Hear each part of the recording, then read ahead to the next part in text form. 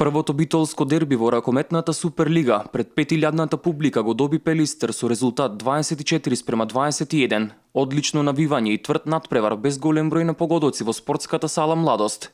Токму она што и се очекуваше од едно дерби како што му доликува на Битола. Надпреварот започна добро најпрво за гостите кои ја реализираа почетната иницијатива и поведоа со 0:2.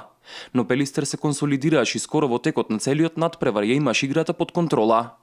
Работник најмногу што успеа да направи во првото полувреме беше таа серија од 4:0, кога резултатот од 6:4 за домакинот дојде до 6:8 во корист на Работник во 16-тата минута. Но ни таа предност не беше од големо значење за гостите. На полувреме се отиде со нерешен резултат 12:12.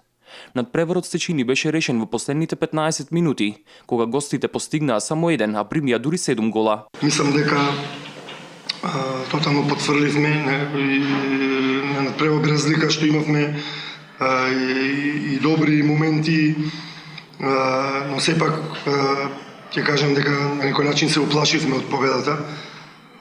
Веќе во пракса ни премина да губиме надпревари со промашени 3, 4, 5 и повеќе пенали, зицери и така натаму.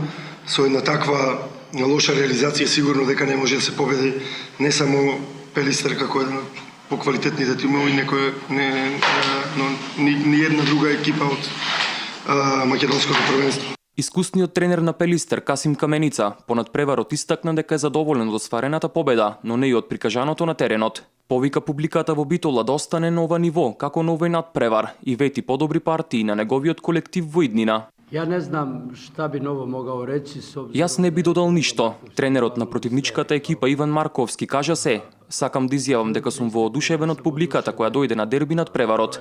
Среќен сум што немаше никакви инциденти, ни на трибини ни на терен.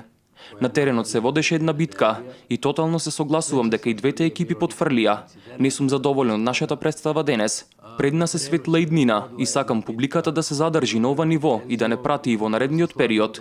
Колективот го доби мечот, некои ситници беа на наша страна. Во право време го израмнивме резултатот.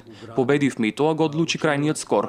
И како што кажа колегата Марковски, заслужено победивме." Еден од најдобрите поединци во тимот на Пелистер дефинитивно беше Кирил Колев, кој се чини како да го магепса неговиот гол со 11 одбрани, додека во однос на постигнатите погодоци во зелено-белиот дрес се истакнаа Вешовски со 6 и Николич со 5 погодоци.